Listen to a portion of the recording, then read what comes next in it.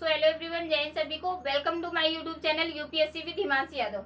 सो आज की क्लास में हम लोग क्या पढ़ने वाले हैं, ज्योग्राफी का है, वर्ल्ड मैप का टॉपिक है। रेड सी के बारे में पढ़ेंगे। ये हमारा शॉर्ट वीडियो होगा।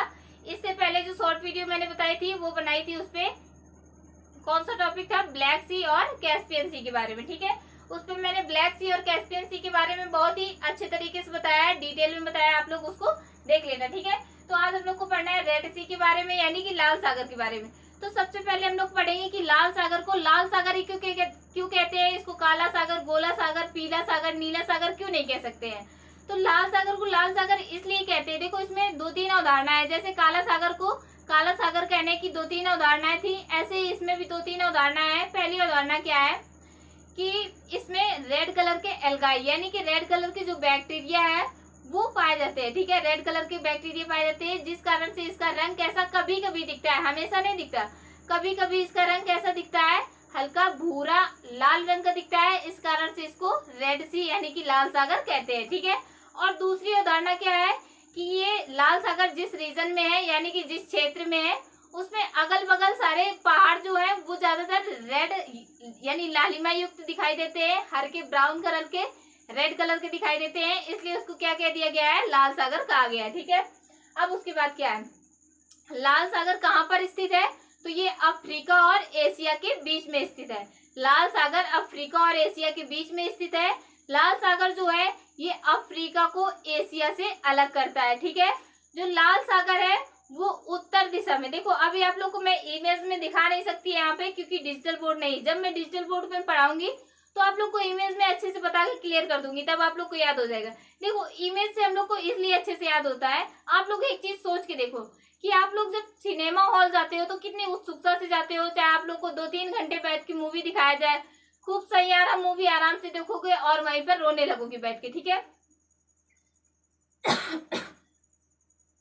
लेकिन अगर आपको 2-2.5 घंटे की क्लास अटेंड करने के लिए कह दिया जाए तो क्या होता है, आपको अपनी नानी याद आ जाती है। ठीक है, आप लोग से वो 2-2.5 घंटे की क्लास आसानी से नहीं हो पाती है।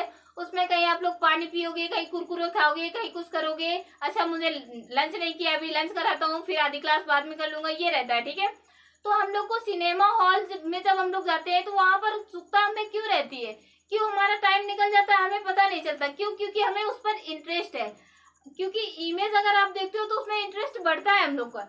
तो जैसे हम लोग रेड सी के बारे में मैंने बताया, इसके बाद अगर डिजिटल बोर्ड होता तुरंत मैं आप लोग को इसका मैप का मैं इमेज दिखा देती तो आप लोग को तुरंत समझ में आ जाता। बट कोई बात नहीं, आप लोग खुद से सर्च करके देख लीजिएगा। ठीक है, तो रेड सी जो है वो अफ्रीका और एशिया के बीच में है।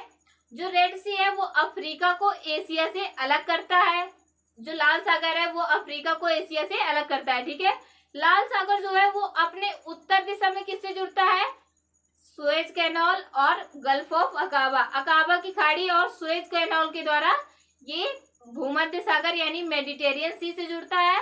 और जो लाल सागर है वो अपने दक्षिण में बाब अल मंदेब संधि के द्वारा गल्फ ऑफ अदन से जुड़ता है। फिर गल्फ ऑफ अदन के द्वारा किससे जुड़ता है, इंडियन ओशियन यानी कि हिंद महासागर से जुड़ता है। ठीक है, उसके बाद जो लाल सागर है उसकी बॉर्डर कंट्रीज क्या है, यानी लाल सागर के साथ बॉर्डर कौन सी कंट्री शेयर करती है। तो देखो अगर आपको सिंपली ऐसे कहा जाए कि लाल सागर के साथ कौन सी बॉर्डर कंट्री शेयर करती है, अपनी कौन सी कंट्री जो है वो अपनी बॉर्डर शेयर करती है, तो आप लोग कहोगे कि इजिप्ट, इरिट्रिया, सूडान और जिबूती।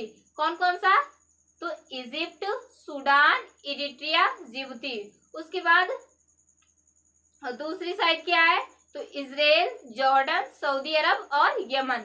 ये मैंने किस क्वेश्चन के लिए बताया है कि अगर आपसे ऐसे ही नॉर्मली आपसे पूछ दिया कि रेड सी जो है वो किन किन कंट्रियों के साथ अपनी बॉर्डर शेयर करती है, या फिर रेड सी से किन किन देशों की सीमाएं लगती हैं, तो आप लोग ये बता दोगे। ठीक है, अगर आपसे स्पेशली पूछा जाए कि मेन रेड सी, यानी कि मेनली आपसे कहा जाए, ऐसे बोला जाए कि मेनली रेड सी के साथ कौन कौन सी बॉर्डर शेयर करती है कंट्री अपनी, कौन कौन सी कंट्री बॉर्डर शेयर करती है, तो उसमें आप लोग 2 कंट्री कम कर दोगे। कौन कौन सी कम कर दोगे, तो इजराइल और जॉर्डन, जो मैंने आपको बताई उनमें से 2 कम कर दोगे। कौन कौन सी, इजराइल और जॉर्डन।